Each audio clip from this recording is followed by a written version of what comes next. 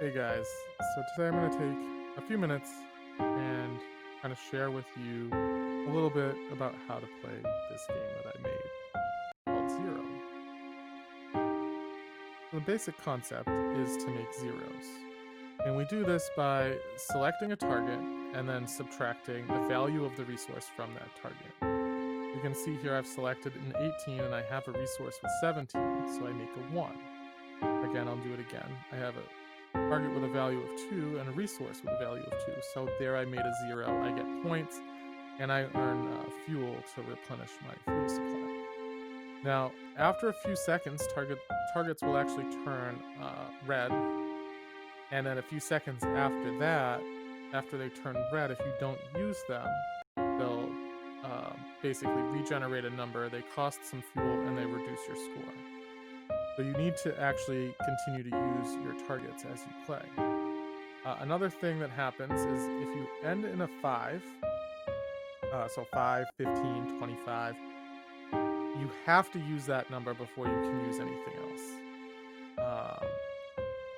Because it just locks you in. That's just a rule that I've made in the game. And it kind of throws off your rhythm. It forces you to use a number that you may not want to. Same thing if you have a 7 on the board. Now you can use, if you have multiple 5s and multiple 7s, you can use any of them when they're on the board. Here's an example of a 7. Again, I can't use this 2 until I clear the 7. And it also can throw off your timing of things. So if you've let a number kind of sit for a while, especially later on when the penalties are a bit more strict, or a bit more punishing, I should say. That's when it gets really important that you make sure you're planning your 5s and 7s accordingly. You don't want to have a number that's already red and then you lock yourself out of being able to use that number later on, because the penalties associated with letting a target expire later in the levels are quite steep. So as I'm playing here, let me try and explain some of the strategies that I use to maximize my score. One of the big things about Zeroed is that the score that you earn for each point is tied to your current score. So as you progress through the different levels in the game, you'll start earning more and more points for all the zeros you make. But a unique feature is that if you score more zeros, every subsequent 0 you score with the same resource will give you more points. So up to 4, you have up to 4 zeros that you could possibly make in a game with a single resource. And the idea would be to try and maximize that as much as possible. So you can see right now I have 3 14s on the board. So what I'm going to do is try and keep those at 14, and I don't want to do that. So I'm going to make 5s because that's obviously better. I get bonus points for every 5 I make. And then what I want to try and do is match up these 3 9s now with if I could make it so that I have 4 of them, then I can easily just make 4 zeros. And the reason I can do that so easily without even thinking about it is because the game will never give you a resource that's higher than the highest target on the board. So right now my highest target's a 19, and now my highest target is a 9. I will never get anything higher than a 9 right now.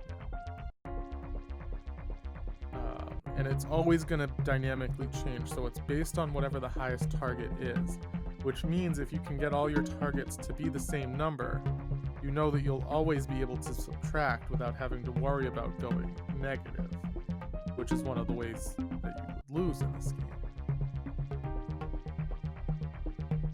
So now what I'm going to try and do again is get my 4 targets to all be the same value.